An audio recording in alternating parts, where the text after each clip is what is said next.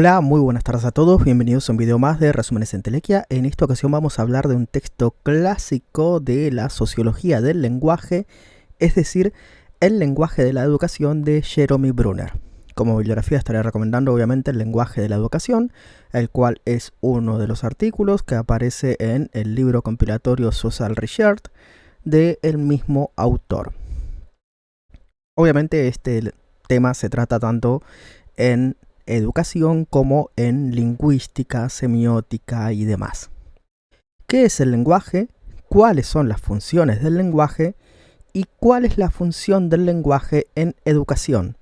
Vamos a ver a algunos autores clásicos como Halliday, Jacobson, etc. Así que quédate para comprenderlos mejor.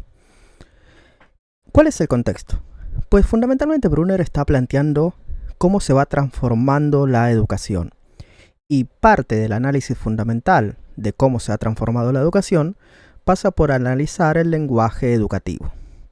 Así como la mente y la mano no podrían hacer nada sin las herramientas que la han moldeado, dice Francis Bacon, la herramienta que moldea la mente es el lenguaje, afirma Jeremy Brunner.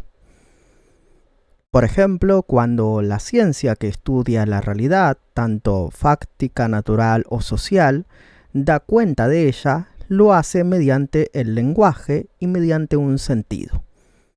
Obviamente, más aún las ciencias sociales, que dan cuenta de fenómenos llevados a cabo mediante actos de habla, enunciar, prometer, bautizar, legitimar, jurar. Si nos preguntamos dónde se encuentra el sentido, si en la cosa en sí o en la mente de la persona, diremos que en ninguno de los dos, sino que el sentido se encuentra en la negociación de significados. Por lo tanto, poniéndonos de acuerdo, es como encontramos el sentido de la palabra democracia, igualdad, libertad o Producto Bruto Interno. No lo encontraremos como una roca tropezándonos con él en el camino. Por lo tanto, la cultura es un foro donde se negocian, se apropian y se redefinen significados. El teatro, la ciencia, la jurisprudencia cumplen esta función y desde luego el ámbito natural de ella es la educación.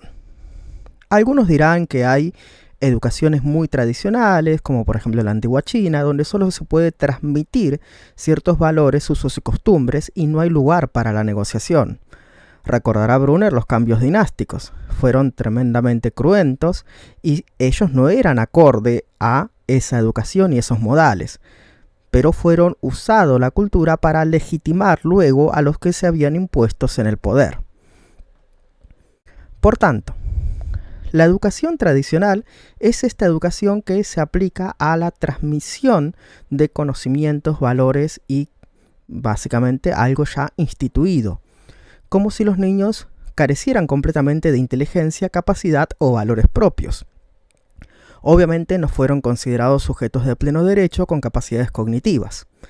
Esto es lo típico de el pensamiento del pecado original, el niño ególatra para los cognitivistas o el proceso primario regido por el placer, del cual describían los psicoanalistas. Ahora, también hay otras formas de pensar, viendo al niño con un sujeto de pleno derecho, capacidad de aprendizaje y negociación de significados. Esta es la aprendizaje por invención de la que hablaba Piaget y la autonomía del yo respecto de otras pulsiones e instintos de las cuales también hablaba Freud. Vamos a ver específicamente las funciones del lenguaje de Michael Halliday. Recordarán que para este autor existían dos funciones, pragmática y matética. La pragmática ya la conocen de otros autores, las funciones relacionadas a la interacción y negociación de sentido junto con los otros. Nos vamos a centrar ahora en la matética, en su función heurística, imaginativa y de información. Podemos describir estas funciones. La heurística es cuando nosotros pedimos información a los demás o que estos nos corrijan. La imaginación es la por la cual creamos mundos posibles más allá de lo meramente referencial, más allá de lo deíctico, esto, aquello, imaginar otros mundos. Y la informativa se centra en la información que yo tengo, de la cual otro carece, y la información que otro carece, la cual yo tengo, la cual puede salvarse esa distancia mediante una conversación, mediante la negociación de sentidos, la transacción de relatos. Obviamente todas ellas se dan simultáneamente en un entorno comunicativo. Hay una función más, que es la función metalingüística de la que hablaba Jacobson. Es la que usan los filósofos para usar la lengua para analizar la propia lengua, obviamente. Como si los enunciados fueran opacos, dice Brunner, y requirieran ser explicados, cuando en realidad son ventanas translúcidas a través de las cuales miramos el mundo. ¿Cómo se aplica esto a la educación? Mediante los indicadores de actitudes. Por ejemplo, los profesores pueden usar actitudes para referirse de lo que están hablando, de su tema de investigación. Pueden presentarlo como un conocimiento ya dado, ya instituido, ya acabado, un conocimiento científico. O por el contrario, pueden manejar cierto grado de incertidumbre. Bueno, esto no se sabe, esto quizás, esto es hipotético, esto aún se está investigando. Ahora, las investigaciones dan cuenta de algo impresionante. Los profesores hablan así, pero entre profesores, nunca con los alumnos.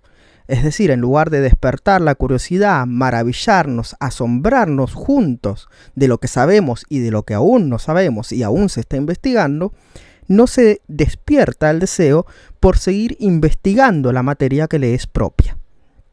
Vamos, que comunicar o enseñar no es solo dar información, es negociar sentidos mediante estos indicadores de actitudes que pueden generar que el niño reconstruya los procesos de imaginación y reflexión que llevaron a los propios autores a descubrir estos bienes culturales.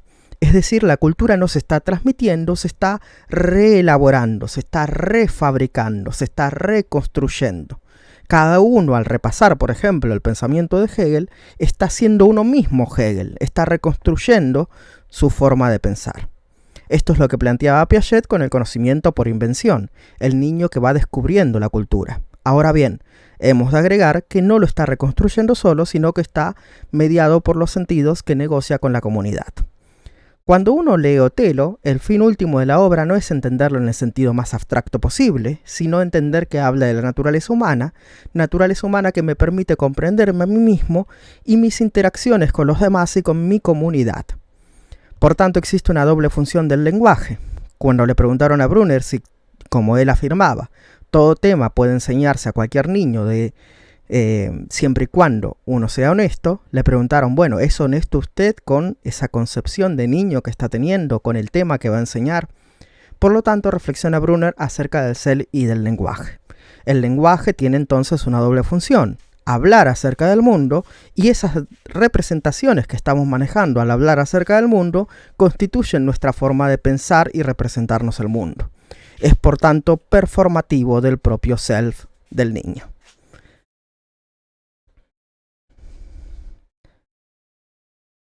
Hasta aquí nuestro brevísimo, curioso y caótico repaso del día de hoy. Si te ha gustado, por favor, compártelo. De esa forma me ayudas muchísimo, si lo compartes con tus compañeros, a que este sea el canal más grande de divulgación de la sociología, la sociolingüística, el aprendizaje y las ciencias sociales